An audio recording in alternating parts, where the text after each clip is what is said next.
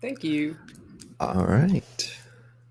Welcome, everybody. I'll be the host for the next couple of runs, and let's get a nice little starting introduction here for our man, String. He's going to be playing Stargate, going for best ending on the SNES. I've actually never seen this game, and I remember you told me that this is also a very obscure game. Is there any backstory you can kind of give me on this?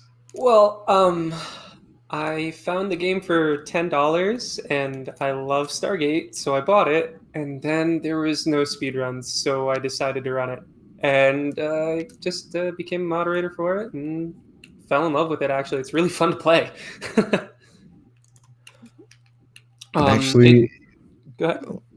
I'm actually really glad to hear that, because honestly, if anybody picks up an interest in the game, I highly recommend you also give speedrunning an attempt. Okay, well, I am ready to go here. Thank you, NoResets, for having me. And I guess we'll just count down. Okay, so 3, 2, 1, start. And so just some backstory, I guess, to begin with. The game is based off of the movie Stargate, not SG-1. You might notice that O'Neill looks a little funny. He does not look like Richard Dean Anderson. And Daniel Jackson doesn't quite look like Daniel Jackson. We just ran past him there. But the premise is that we're on Abydos and we must defeat Rois and get back home. This is actually one of the hardest screens in the game. So right here is a hard jump. I hit it first try. That's good. And basically right now I'm collecting these ammo boxes to give to soldiers so we can start our, I guess, defense against the evil forces. And we're doing well. Woo! A lot of little tech here where you have to jump to cancel damage animations. If you're airborne while you get hit, then you don't register the animation that normally plays. And the only other things that I did in that screen were grabbing ropes instead of ledges because I want to skip the climbing animation. So I'll grab the rope and then jump onto the ledge instead of climbing up. But yeah, it's mostly just a platformer with ledge grab technique and run and gun. Whoop. We have... Go ahead. Great. Oh, no. Go ahead. I believe you got something for us. Yeah, sure. So right now I'm just going to go talk to these wise men here and avoiding all the forces of evil. We have to tap them so we can unlock the next area. There's one in here that I have to go grab. And a few things about these little... Like, whenever I jump onto one of these ledges and grab and climb up, I'll have one frame where I won't be able to run and jump at the same time, but it'll instead walk. It'll be very slow. But luckily, it's only one frame. We'll try and avoid it. And that's about it for the techniques for this game. It's mostly skill. There's a little bit of RNG based on kiting the first boss, but that's about it. I think I've got a question for you from chat. Dare I ask the runner just how he got the game in the first place? Yeah, I found it in a local video game store in New Jersey, back when I used to live in New Jersey, and it was beautiful. And I got it CIB, not new, but came with a poster and everything. And then, so here we're gonna get our first hieroglyph, and the hieroglyphs are to send O'Neill back home after his travails, I suppose. There are, I think, 7 hieroglyphs, maybe 6. I'm going to grab them all. I don't have to count them. And there are 7 or 8 nuclear pieces. I always forget. But now that I've grabbed the first ones, I'm much less likely to mess up because I always forget the first hieroglyph and get to the end of the game and am very sad. Oh, so it's one of those games where you can just walk right past the thing you need to win. Oh, yeah. So it turns out that if you don't collect all of the nuclear pieces to blow up Rois' spaceship, you just lose. You beat the game, and it says you fail. It's pretty rough. That's kind of cruel, even by like early gaming standards. Yeah, it's insane. You'll see me do these little juggles up the ladders and the ropes. It turns out jumping up the vertical terrain is faster than just climbing up it, just like in, say, Donkey Kong Country or something like that. And then we want to go over here, and we're about to head into the first boss here. Now, I said that the RNG is mostly around the first boss. I kind of meant that it's actually... The bosses have spawn patterns, but if you upset them a little bit, they might come off of the spawn patterns. And in this boss, we have something very special where we can actually walk him across the platforms here and hit him as he jumps. And his character does not register... Oh, messed up. He doesn't register that he's being hit, which is pretty good for us. Because he has these... tendency to keep going through these spawn patterns and kind of ruin your day. It goes a little slower. So we're a little off pattern here, but it's okay. You can actually damage him. You can defeat him before he even registers that he's taken damage if you're very clever. But we're going slow. It's all right. We're here for the fun of it. Poor guy took a couple trips and falls. I'm kind of realizing maybe I'm just missing everything about Stargate, but it seems like just the entire Egyptian pantheon is just the forces of evil for some reason. That is absolutely correct. It's because the origins of Egypt in this franchise are actually aliens. That's right, the pyramids are aliens. History Channel was right all along. They are called... finally rectified. Yeah, the Goa'uld have come to Earth. They're actually the proto... I think they're the cause for the proto-humans. Like the people who first civilization on Earth. But I think that might have been retconned after the movie, so I can't be perfectly sure. Alright, so we just beat the first boss, and this level is called What's Mine is Horus. It is the shortest level in the game. It's about 40 seconds long. There's Horus. We get these alien grenades. They do double damage, and we only get 3 of them until we fight the second boss. Okay, so now it's just good platforming to keep up pace. Alright, well while you clear it on through, I'd just like to remind everybody that we're only around probably, I'd say, 800 away from the next milestone, which would be the demo showcase for Duck Dodgers, as that's something that was put out recently with a prototype dev demo, full debug mode. So hopefully that's met, and we'll actually get to see some very interesting and quick fun with that, I'm sure. So I just grabbed another hieroglyph, and we are trying to exit this screen without, without dying. That was good. Okay, so yeah, this level always has very low health. That's okay. There's an optional health pickup I can get over here. I'm gonna go out of my way to get it just because I don't want anything bad to happen in a marathon. And it's just more of the same here. Nothing bad ever happens at a marathon. Oh, don't lie to me. There we go. Nothing bad's gonna happen today. Okay.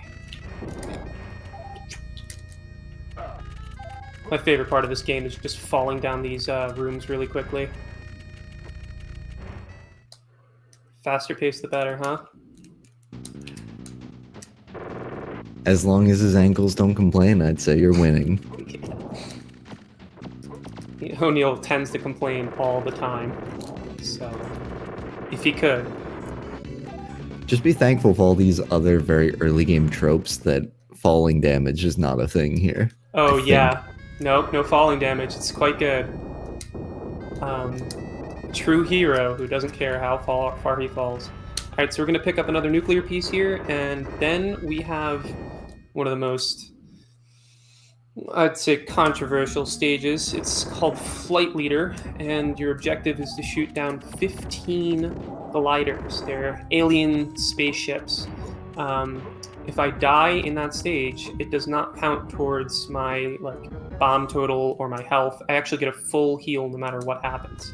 But first, we have to save Daniel Jackson. It turns out, after messing through the cheat-enabled game here, you don't have to save Daniel Jackson. You just have to hit this switch. But without cheating, there's no way to avoid walking past him. So. Okay. And then, so this Flight Leader stage, there is a Sega Genesis version of this game, and it is not included. Both of the glider stages are not in the Sega Genesis game. And the music is a little different, because I guess the sound chip. In addition to the bosses having different mechanics. That was good. We got 2 first hits. We want to now bait the enemy spaceships into coming past us so we can just fire them off. And go a little fast, try and hit them as they go forward through us, and hopefully not lose all our shields. It's actually going well, so I am happy. That was good. Gonna try and get some health here. Oh, that was a homing missile. That's good. Okay. Going here.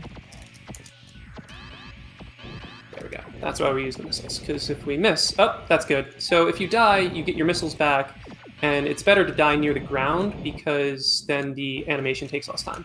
So it doesn't lose too much time other than having to wait for the enemy spawn patterns if you die close to the ground here. Happens pretty often. People don't really complain. You can maybe lose about 5 seconds, but... Who's to complain? Ooh, that was nice. Oh, in the meantime, I'd also like to remind everybody once again, we've got a couple of bid wars that are currently ongoing. My 2 examples for right now would be the Mega Man 2 randomizer, where you're choosing between Mega Man, Proto Man, and is it bass or bass? I don't know. It's bass, I believe. And then we have Dragon Ball Z, choosing the language between French and Japanese. You can either choose probably the shortest or probably the longest languages. Okay, so here we go. Should be traders. Okay, so this is one of the only glitches in the game. We're going to do something called trader skip. It was found by... Oh, we got a first try. All right, so you just fire through the floor there, and you keep moving. It's kind of hard. I'm really happy I got a first try. Here's another one. As you can see, it shouldn't have happened first try, but we keep moving. DBZ Je ne sais pas edition. Also, yes, I was correct. Bass. I don't know why I thought of fish. I wish you could play a giant fish.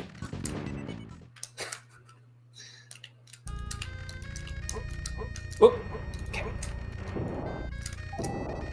Not too bad. Pretty fast, actually. Fall through here. Oh, missed the door, you know. Alright, we are moving through. This is the leading up to the second boss in the level known as Rois Army. And I could do an additional trader skip there, but it's really hard to get time save. You basically have to hit it first try, and I made a task for this game, and the task does not get a first try because I just don't know the rules. So we need to move through here, not fall through these pit traps, hit a couple of these buttons. We're going to run back so we can pick up the next hieroglyph. And we're hitting the buttons so that we can just run through the bottom of the screen afterwards and save some time on the run around. Trying not to fall to the bottom of the screen here. Some of these ledges have clip, and some of them are, well, the platforms you hit from the bottom, and some of them don't, as you can see. And it's really just a guess whether or not you can hit them from the bottom like that. Well, it's just random, it's not guessing. Alright, this is... The devs didn't really care to make it consistent. No. This is the second boss. Ooh. Well, we lost our third double grenade and got a bad spawn pattern. But it shouldn't be too bad.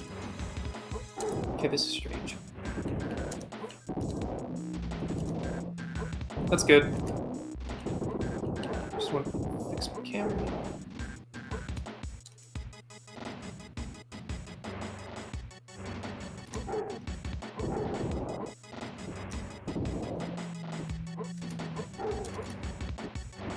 Alright, that's good.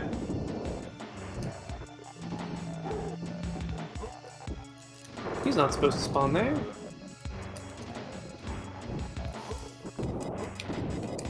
I'm looking at this fight. I just genuinely have no idea what he's even doing. There's some dialogue between them, and it's just like, are you a great warrior of Earth? I'm a great warrior of wherever the Goa'uld are from. And, yeah, they're just... He throws bombs at me, and I throw bombs at him, and it's just a... machismo off. Alright, so... This is arm the rebels so that they can fight the Goa'uld. We run around picking up the alien tech so that we can hand them off to the Abydians. We're on Abydos, the planet. I don't know what you call the citizens of the planet, Abydians. Abydosians? I don't know. I think it might have Abecedarians? Uh-oh. Might have summoned a demon in the living room. All right. Here we go.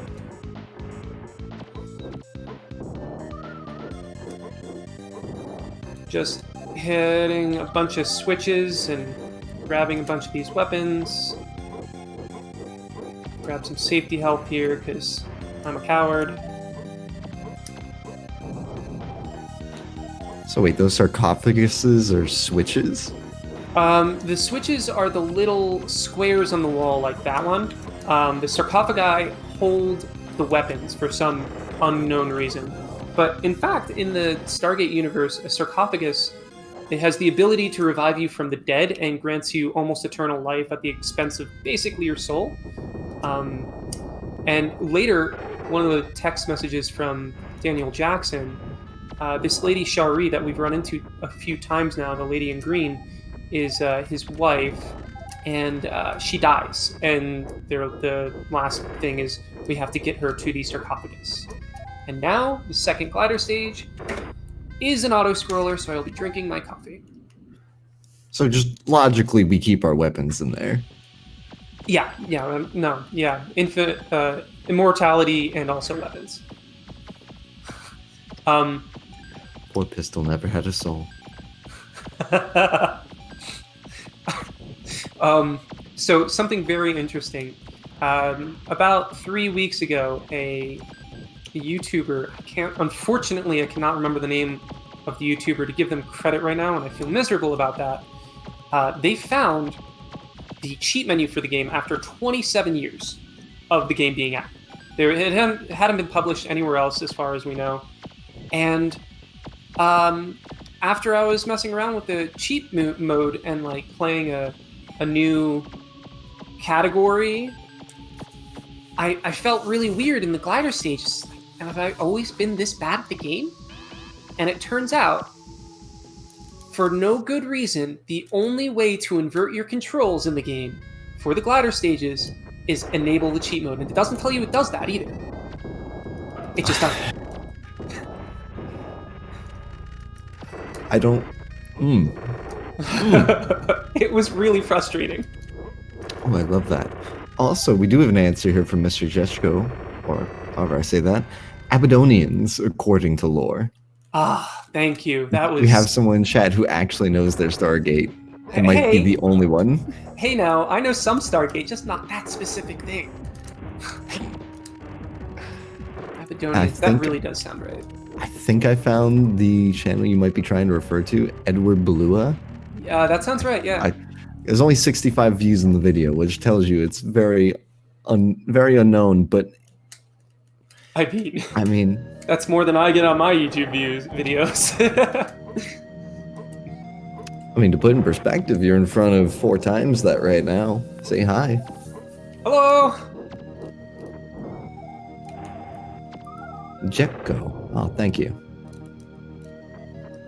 Okay, so now we need to get the last 2 hieroglyphs. Well, there's actually 3 left, but 2 in this screen, and then 1 just before the last mini-boss. And the last marathon I was in, I almost forgot these, and my commentator had to point that out.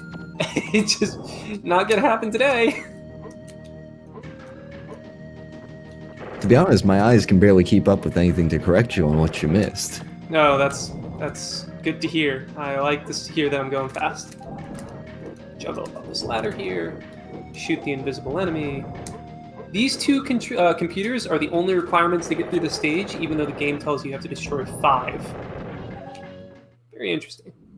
So the trigger for them is only on the 2. Okay. Yeah. It's there's a lot of broken triggers in this game, and it is in your favor. It turns out, as a speedrunner, you have to do less objectives instead of the amount they tell you to. I would have just expected them to just, kill you for trying to do that because old game, but whatever. Yeah, no. I've heard this game be described as difficult, but after learning how to speedrun it, if you just don't fight the enemies, it's okay.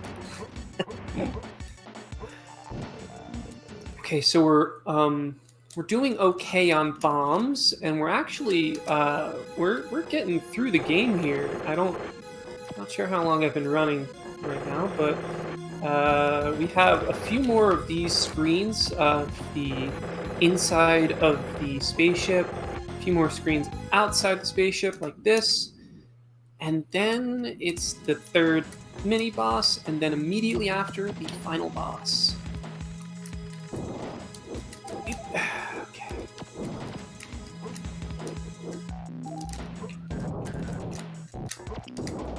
I've been practicing my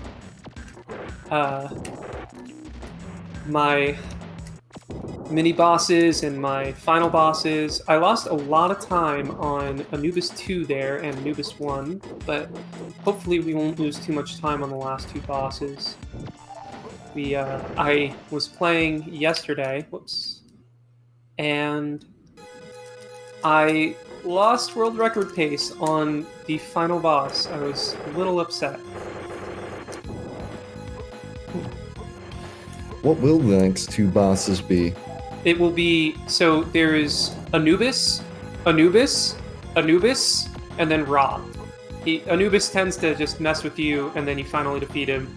There are 3 versions of him, 3 different areas, and then there are 2 versions of Ra, but they're like the same boss fight. Honestly, it just looks to me that Anubis is like that kid in the playground trying to bully you, because he's just been chasing you this whole time. Yeah. I think that's actually the Royal Guard that looks exactly like Anubis, except he has like a different helmet on or something. There's actually this very repeated joke about these Egyptian warriors, and it's told by Teal'c in Stargate 1, and it's like 3 warriors from 3 different planets show up, and then like it's one of the like worst jokes, but he starts like cackling about it, and it might be one of the best parts of the series. Was it 3 warriors walk into a bar? Not quite. They show up on a planet, and then one of them they're like is drooling or something, and that's funny to him. I can't remember the joke, but you guys can look it up, I'm sure. Missed that one, but that's fine. Oh, no, I got him. Okay. Good.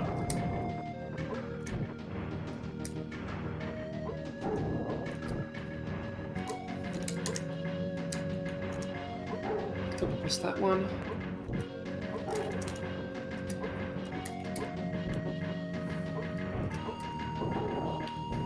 Okay. Well, he's off spawn pattern. Okay, no big deal. And now we move to the final boss. These doors are very scary because if I accidentally go through the wrong one, I have to go through the entire stage again. Oh. Yeah, it's brutal. They're just like, choose your favorite. It's the top right, by the way. The top right should be your favorite. Okay, this is... Oh, all right, saved it. Trying to... Yes, got him into the spawn pattern. All right, so this cheese was found by this guy, P Effective Damps, and we're all very grateful for it because I used to die all the time to this boss, and now he's the easiest part of the game. You just hang here and hit him over and over again. And then there's one last glitch for Raw 2 that I'll talk about when it comes up. But yeah, we're getting close. Just have half his health bar here and then another health bar after. Very casual and feeling good about it.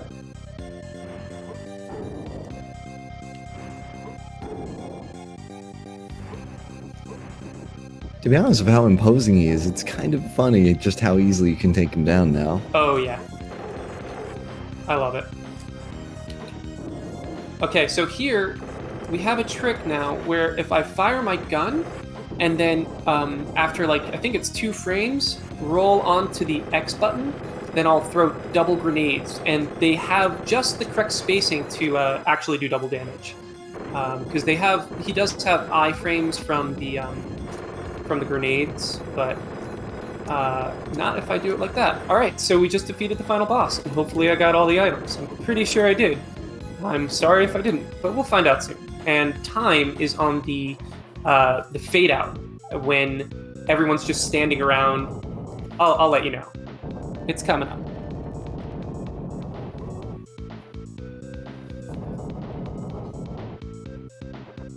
Okay, here we go. And...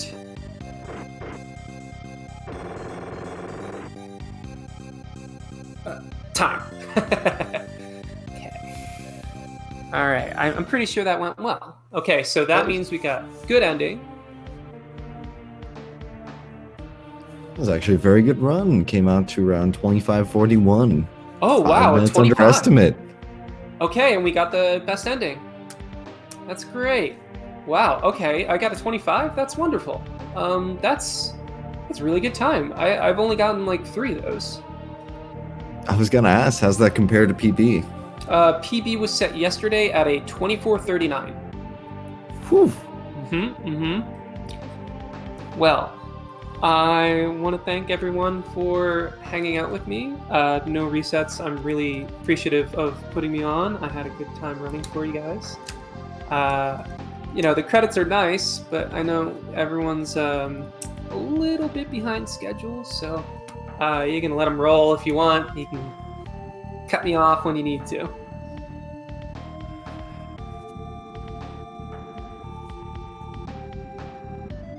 Okay, thank you so much. Take care, everyone.